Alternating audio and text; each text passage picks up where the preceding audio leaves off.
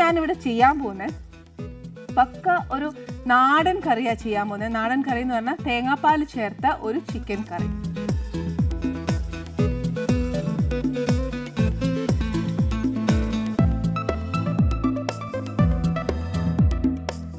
അതിന് വേണ്ടിയ സാധനങ്ങൾ എന്നാന്ന് വെച്ചാൽ നമ്മുടെ വീട്ടിലുള്ള കാര്യങ്ങൾ മാത്രമേ ഉള്ളൂ. ഇതിന് ചെയ്യുന്ന ഒന്നെങ്കിൽ നമ്മുടെ വെളിച്ചെണ്ണ അല്ലെന്നുണ്ടെങ്കിൽ ഏതെങ്കിലും വെജിറ്റബിൾ ഓയിൽ, പിന്നെ ഒരു ഇച്ചിരി കടുക്, കുറച്ച് സവാള, കുറച്ച് പച്ചമുളക്, ഇഞ്ചി, വെളുത്തുള്ളി, കുറച്ച് മുളക് പൊടി, കുറച്ച് മല്ലിപ്പൊടി, കുറച്ച് ജീരകപ്പൊടി,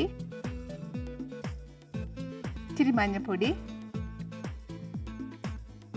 ടൊമാറ്റോ, കുറച്ച് ചിക്കൻ. ഇത് ബോണോട് കൂടിയുള്ളതാ, ബോൺലെസ് ആണെങ്കിൽ അങ്ങനെ. പിന്നെ കുറച്ച് ചതച്ചതാണ് ഇത്. ഗരം മസാല, ഒന്നാം പാല്, പിന്നെ രണ്ടാം പാല്. ഇനി ഇതിനകത്തോട്ട് രണ്ട് ഓപ്ഷൻ ഉണ്ടോ. എന്താണെന്നറിയോ, നമുക്ക് ഈ ഉള്ളി അരിഞ്ഞ് വെച്ചേക്കുന്നത് ആദ്യം കുറച്ച് ബിരിയാണിക്ക് വറുക്കുന്നത് പോലെ ഒരു ഇച്ചിരി മൂപ്പിച്ച് മാറ്റിയതിന് ശേഷം നമുക്ക് ലാസ്റ്റ് കറി ചേർത്താൽ കുറച്ചുകൂടെ ടേസ്റ്റാണ്. ഇതിപ്പോൾ ആദ്യം വറക്കണമെങ്കിൽ അങ്ങനെ ചെയ്യാം, അതല്ല പിന്നെ ചെയ്യുന്നുണ്ടെങ്കിൽ അങ്ങനെ ചെയ്യാം. പക്ഷേ ഇപ്പോൾ ഞാൻ ആദ്യം ഒന്ന് കറി ഉണ്ടാക്കിയതിന് ശേഷം നമ്മൾ ബാക്കി ഇതിൻ്റെ കൂടെ കഴിക്കാനുള്ള കാര്യങ്ങൾ ഉണ്ടാക്കുമ്പോൾ ഞാനത് വറുത്തിട്ടോളാം. ഫസ്റ്റ് ഞാനൊരു കാര്യം ചെയ്യാം, ആദ്യം കറി ചെയ്യാം. ആദ്യം എന്നാ ചെയ്യേണ്ടതെന്ന് വെച്ചാൽ ഒരു ഇച്ചിരി എണ്ണ ഒഴിച്ച് വെച്ച് എണ്ണ കുറച്ച് നല്ലതായിട്ട് ചൂടാവണം.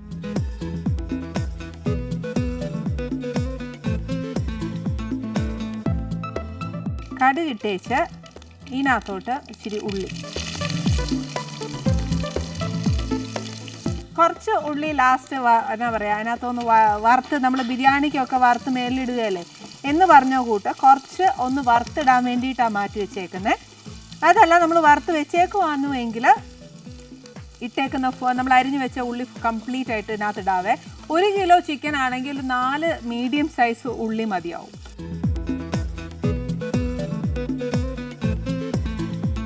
ഇതൊന്ന് വഴറ്റുന്ന സമയം നമുക്ക് കുറച്ച് സാധനങ്ങൾ അരയ്ക്കാനുണ്ട്. അതേതാന്ന് വെച്ചാൽ ഇഞ്ചി, വെളുത്തുള്ളി, പച്ചമുളക്. നമ്മൾ ബിരിയാണിക്കൊക്കെ ചതയ്ക്കുന്ന കൂട്ട് ഒന്ന് ചേർത്തെടുത്താൽ മതി. ഇതിനകത്തോട്ട് കുറച്ച് ഇഞ്ചി, അതായത് 1.5 ടീസ്പൂൺ ഇഞ്ചിയും ഒരു 1.5 ടീസ്പൂൺ വെളുത്തുള്ളി. വെളുത്തുള്ളി ഒരു ഇച്ചിരി കൂടിയാലും കുഴപ്പമൊന്നുമില്ല, ഇഞ്ചി ഒരുപാട് വേണ്ട. പച്ചമുളക് എരിവ് അനുസരിച്ചാണ്.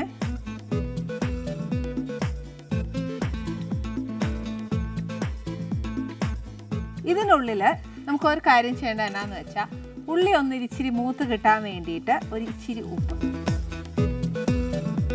ഇപ്പോൾ നമ്മൾ ഈ കറിയൊക്കെ വെക്കാൻ നേരം ഒരു ഇച്ചിരി എന്നാ പറയുക ഒരുപാട് താമസമാകുകയല്ല, പെട്ടെന്ന് നമ്മുടെ കാര്യങ്ങളൊക്കെ ആയി കിട്ടുവേ. ഈ ഉള്ളി വഴറ്റാനൊക്കെയാണ് ഏറ്റവും കൂടുതൽ പാട്.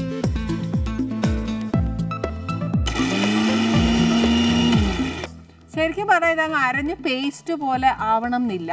ഇത് കുറച്ച് ഒരു എന്നാ പറയുക ഒരു ചതച്ചെടുക്കുകയല്ലേ എന്ന് പറഞ്ഞ കൂട്ട് അയച്ചാൽ മതി.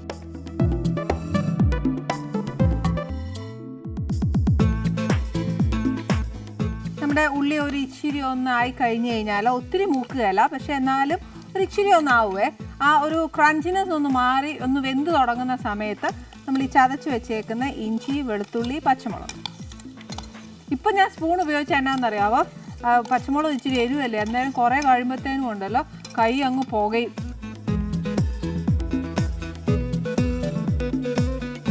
ഒരു നോർമൽ പച്ചമുളക് ആന്നു എങ്കിൽ ഞാൻ അതിൻ്റെ അളവ് പറയുകയാണെങ്കിൽ ഒരു 6, എരിവാണെങ്കിൽ അതനുസരിച്ച് കുറയ്ക്കണം. ഒട്ടും എരിവ് ഇല്ല എന്നുണ്ടെങ്കിൽ അതനുസരിച്ച് പച്ചമുളക് കൂട്ടണം. സാധാ ഒരു എരിവുള്ള മുളക് ആന്നേൽ ഒരു 6 to 8, അതിലപ്പുറം എടുക്കരുത്.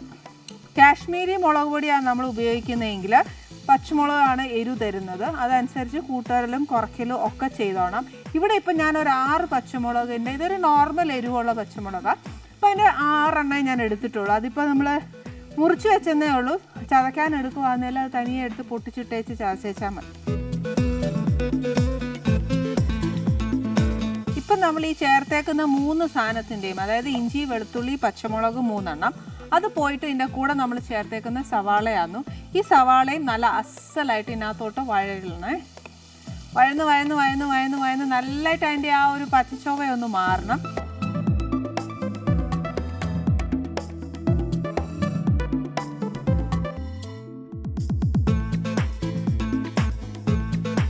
ഇതിൻ്റെ ഒരു പച്ചച്ചൊവ മാറിക്കഴിഞ്ഞാൽ എന്നാ ചെയ്യണമെന്ന്, ഇതിന് ചേർക്കാനുള്ള പൊടിയെല്ലാം ഇതിനകത്തോട്ട് ചേർക്കണം. ഫസ്റ്റ് സ്റ്റാർട്ടിങ് വിത്ത് മഞ്ഞൾപ്പൊടി. മുളക് പൊടി തൽക്കാലം 2 ടീസ്പൂണോളം ഇട്ടേച്ചാൽ മതി. പിന്നെ വേണമെന്നുണ്ടെങ്കിൽ ചേർക്കാം. കാര്യം പച്ചമുളകിൻ്റെ എരിവ് നമ്മൾ കണക്കാക്കണം. അപ്പോൾ ഇപ്പം ഈ എടുത്തേക്കുന്ന പച്ചമുളകിൻ്റെ എരിവ് അനുസരിച്ചാണ് ഞാൻ ഈ ചേർക്കുന്നത്. 2 ടീസ്പൂൺ മുളക് പൊടിയും 2 ടീസ്പൂൺ മല്ലിപ്പൊടി. ജീരകം ഒന്നെങ്കിൽ പൊടിയായിട്ട് ചേർക്കുക, ഇല്ലെന്നുണ്ടെങ്കിൽ നമ്മൾ കടുക് വറുത്തില്ലേ, അന്നേരം 2-3 എണ്ണം ഇട്ടേച്ചാലും മതി. പൊടി ചേർക്കുമ്പോൾ ഉള്ളൊരു ഇതെന്നാന്നോ, നമ്മൾ തനി ജീരകമായിട്ട് ഇടുമ്പം അത്രയും ഫ്ലേവർ വരികയില്ല. പക്ഷെ പൊടിയായിട്ട് ചേർക്കുമ്പോൾ ഫ്ലേവർ കുറച്ച് മുന്നിട്ട് നിൽക്കാൻ ചാൻസ് ഉണ്ട്. അന്നേരം അതനുസരിച്ച് വേണം ജീരകത്തിൻ്റെ അളവ് നമ്മൾ മനസ്സിലാക്കി ചേർക്കാനായിട്ട്.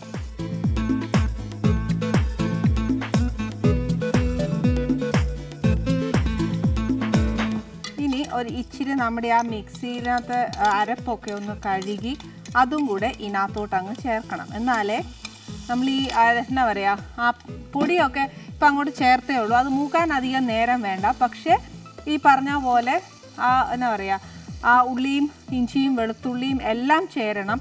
എന്നിട്ട് നമ്മൾ ആദ്യം ചേർത്ത എണ്ണ നല്ലോണം തെളിഞ്ഞ് വരണം. ഈ എണ്ണ തെളിഞ്ഞ് വരാൻ പറയുന്നത് എന്നാന്നോ, ശരിക്കും നമുക്കൊരു അളവ് തെറ്റിപ്പോവുകയാന്നേൽ, അതായത് മൂപ്പിൻ്റെ അളവ് അല്ലെങ്കിൽ ഇത് ഇത്ര മതിയോ വഴുന്നത് എന്നൊക്കെ നമുക്ക് കൺഫ്യൂഷൻ ഉണ്ടാവും.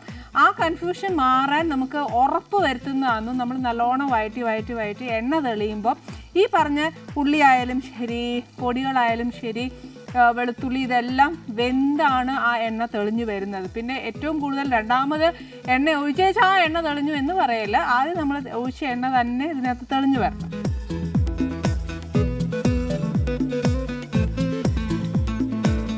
ഇച്ചിരി കൂടി നമുക്ക് നല്ലതായിട്ടൊന്ന് രുചി കുറച്ചുകൂടെ വേണമെന്ന് ഉണ്ടെങ്കിൽ ഇതിനകത്ത് എന്നാ ചെയ്യണമെന്നറിയാവോ, കുറച്ച് കശകശ ഒരു 2 ടീസ്പൂൺ എടുക്കുക. അതിൻ്റെ കൂടെ ഒരു 3-4 അണ്ടിപ്പരിപ്പും കൂടെ ചേർത്ത് നേരത്തെ കുതിർത്ത് വെക്കണം. ഈ കൂത്ത് വെച്ചേച്ച് നമ്മൾ ഈ ചിക്കൻ അങ്ങോട്ട് വേവാനായിട്ട് ഇടുകയല്ലേ, ആ സമയത്ത് ഈ അരച്ച് വെച്ചിരിക്കുന്ന കശകശയും അണ്ടിപ്പരിപ്പും കൂടെ ചേർക്കുകയാണെങ്കിൽ ചിക്കൻ കറിക്ക് ഭയങ്കര ടേസ്റ്റാണ്. ഈ ചിക്കൻ കറി ആയാലും ശരി, മട്ടൺ ആയാലും ശരി, ബീഫായാലും ശരി, ഏതൊരു കറി വെക്കുമ്പോഴും മോസ്റ്റ്ലി നമുക്ക് ഈ അണ്ടിപ്പരിപ്പ് മാറ്റിയാലും കശകശ കൂടുതലിട്ട് നമ്മളൊരു കറി വെക്കുവാന്നുവെങ്കിൽ ഭയങ്കര ടേസ്റ്റാണ്.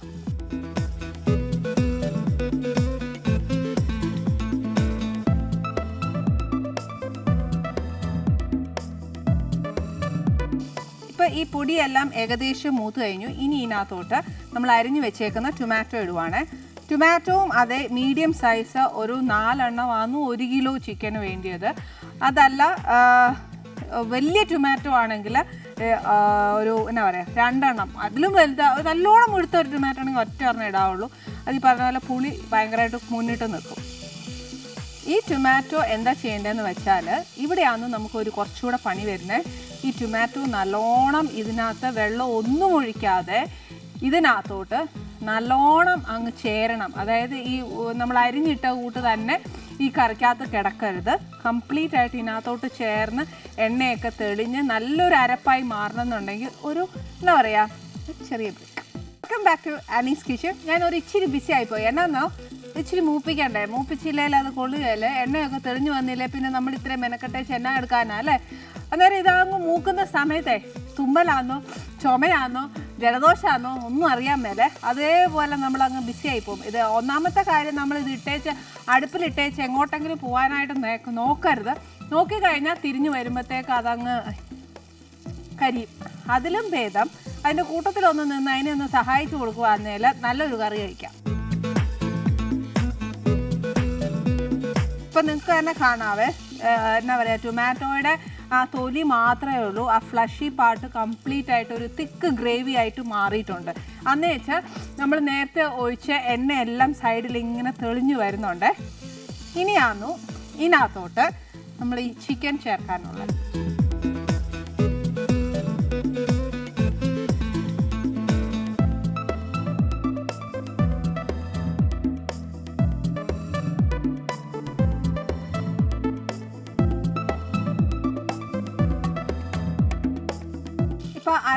കംപ്ലീറ്റ് ആയിട്ട് നമ്മുടെ ആ ചിക്കനേൽ ഇങ്ങനെ ഞാൻ പുരട്ടി എടുത്തേക്കുക. ഈ സമയത്താണെന്നു ഞാൻ പറഞ്ഞത് നമ്മൾ അഥവാ കശകശയും അണ്ടിപ്പരിപ്പും കൂടെ അരച്ചു വെച്ചിട്ട് അഥവാ കുറച്ച് കറിക്ക് ഇച്ചിരി ടേസ്റ്റ് കൂടുതൽ വേണമെന്ന് തോന്നുകയാണെങ്കിൽ ആ സമയത്ത് ഈ സമയത്താണെന്നു അത് ഒഴിക്കേണ്ടത്. ഒഴിച്ചേച്ച് വേണം ചിക്കൻ വേവാൻ വയ്ക്കാൻ. കാര്യം അത്രയും ആ ഒരു അണ്ടിപ്പരിപ്പിൻ്റെയും കശകശയുടെയും കൂടി ടേസ്റ്റ് ആ കറിയിലേക്ക് വരണം. അതുകൊണ്ട് ഈ സമയത്ത് വേണം അത് ഒഴിക്കാനായിട്ട്. ഇതിപ്പോൾ തേങ്ങാപ്പാൽ ഒഴിക്കുന്നതുകൊണ്ട് ഈ പറഞ്ഞ പോലെ നല്ലോണം തേങ്ങയും അണ്ടിപ്പരിപ്പും കശകശയും കൂടെ നല്ല മഷി പോലെ അരച്ചെടുത്തേച്ച് ഇതിനകത്ത് ചേർക്കുകയാണെങ്കിൽ നല്ല ടേസ്റ്റാണ്. പക്ഷെ ചിലർക്കുണ്ടല്ലോ നമ്മൾ തേങ്ങ അരയ്ക്കുമ്പോഴത്തേന് തേങ്ങ ഇങ്ങനെ പിരിവിരായിട്ട് കിടക്കുന്നത് കാണുമ്പോൾ പിടിക്കുകയല്ല. അതുകൊണ്ടാണ് ഞാൻ പറഞ്ഞത്. മറ്റേതാകുമ്പോൾ ഒരു തിക്ക് ഗ്രേവി ആയിട്ട് കിടക്കും. ഏതാ നമുക്കിഷ്ടമെന്ന് വെച്ചാൽ അത് ചേർക്കാം. ഇപ്പം ഞാൻ ഈ പറഞ്ഞ പോലെ തേങ്ങാപ്പാൽ ഒഴിച്ചേച്ചാണ് കറി വെക്കുന്നത്. എന്നാലും തേങ്ങാപ്പാൽ ഒഴിച്ച് കറി വെക്കുന്നതുകൊണ്ട് നമുക്ക് ഈ കറിയുടെ ടേസ്റ്റ് കുറയൊന്നുമില്ല, കൂടത്തേ ഉള്ളൂ. പിന്നെ ഇച്ചിരി കൂടെ നമ്മൾ മാക്സിമം ഏത് കറി വെക്കുകയാണെങ്കിലും ഏറ്റവും നല്ലതായിട്ട് വെക്കാനല്ലേ നോക്കത്തുള്ളൂ. അപ്പോൾ ആ സമയത്തുള്ള കാര്യമാണ് ഞാൻ പറഞ്ഞത്. കുറച്ചുകൂടി ടേസ്റ്റ് വരുത്താൻ വേണ്ടിയിട്ട് ഈ കശകശ ചേർക്കാം.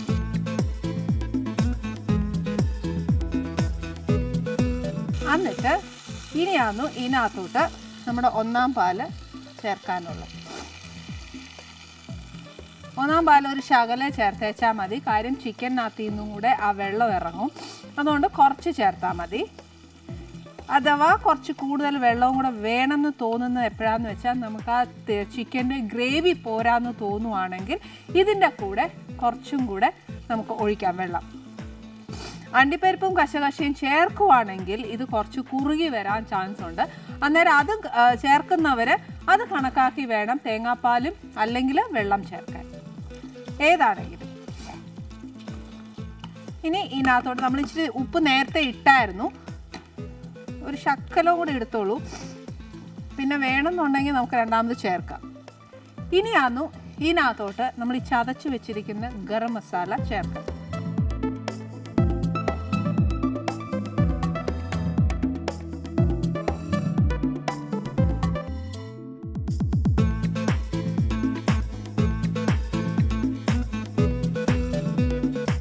കറി നല്ല അസലായിട്ട് തിളച്ച് കഴിഞ്ഞു. ഇനി എന്ത് ചെയ്യേണ്ടത് വെച്ചാൽ അത് ചെറിയ സിമ്മയിൽ കുറച്ച് നേരം അടച്ച് വെച്ചേച്ച് ആ ചിക്കൻ കംപ്ലീറ്റ് നമ്മൾ ചേർത്തേക്കുന്ന എല്ലാ അരപ്പും ചിക്കനകത്ത് കംപ്ലീറ്റ് ആയിട്ട് ചേരണം. ഇതിനകത്ത് അണ്ടിപ്പരിപ്പും കശകശയും ചേർക്കുന്നവർ ചേർത്തോളുക. പിന്നെ ഇതൊന്നും തിളച്ച് കഴിയുമ്പോഴത്തേക്ക് ഒന്ന് നോക്കുക, ഇതിന് എന്തെങ്കിലും ഉപ്പോ എരിവോ പുളിയോ എന്തെങ്കിലും വേണമെന്നുണ്ടെങ്കിൽ നമ്മൾ നേരത്തെ ചെയ്ത പോലെ തന്നെ മൂപ്പിച്ചേച്ച് വേണം പൊടിയെല്ലാം ചേർക്കാൻ. ഇതിനി ലാസ്റ്റ് വെന്ത് കഴിഞ്ഞ് കഴിയുമ്പോഴത്തേക്ക് തേങ്ങാപ്പാൽ ഒഴിച്ച് കഴിഞ്ഞാൽ, ഒന്നാം പാൽ ഒഴിച്ച് കഴിഞ്ഞാൽ അധികം ഇട്ട് തിളപ്പിക്കരുത്. തിളപ്പിച്ച് കഴിഞ്ഞ് കഴിഞ്ഞാൽ എന്നാ പറ്റുമെന്നറിയോ, പിരിഞ്ഞ പോലെ ആയിപ്പോവും. അപ്പോൾ ഒരുപാട് ഇട്ട് തിളപ്പിക്കരുത്. അഥവാ നമുക്ക് ഗ്രേവി ഇച്ചിരി കൂടിപ്പോയി എന്നാ ചെയ്യും നോക്കുകയാണെങ്കിൽ രണ്ടാം പാൽ ഒഴിക്കുന്ന സമയത്ത് ഇറച്ചി ഒന്ന് വെന്ത് കഴിയുമ്പോൾ നമ്മൾ തുറന്ന് നോക്കുമ്പോൾ അപ്പോൾ അറിയാമല്ലോ നമുക്ക് ഇച്ചിരി വെള്ളം കൂടുതലാണോ ഇല്ലേ എന്നുള്ളത്. ആ സമയത്ത് അടപ്പ് തുറന്നിട്ടേച്ച് നമുക്കൊന്ന് വെള്ളം വറ്റിച്ചെടുത്തതിന് ശേഷം വേണം ഒന്നാം പാൽ ഒഴിക്കാൻ. അപ്പോൾ ഒരു ഒന്നാം പാൽ എപ്പോഴും നല്ല കട്ടി നല്ല പാലായിരിക്കണം, എന്നാൽ ആ കറിക്ക് ടേസ്റ്റ് വരിക. ഇനി ഇതിനകത്തൊന്നുമില്ല, ഈ പറഞ്ഞ പോലെ ഒന്നാം പാൽ മാത്രമേ ചേർക്കാനുള്ളൂ. പക്ഷേ ഇതിൻ്റെ ഇടയിൽ ഒരു കാര്യം കൂടെ ഉണ്ടായിരുന്നു. ഏതാണെന്നറിയാവോ, നമ്മുടെ ഉള്ളി ഇച്ചിരി വരട്ടിയല്ല വറുത്തിടാനും കൂടെ ഉണ്ട്. നമ്മുടെ കറി ഇവിടെ റെഡിയാണ്.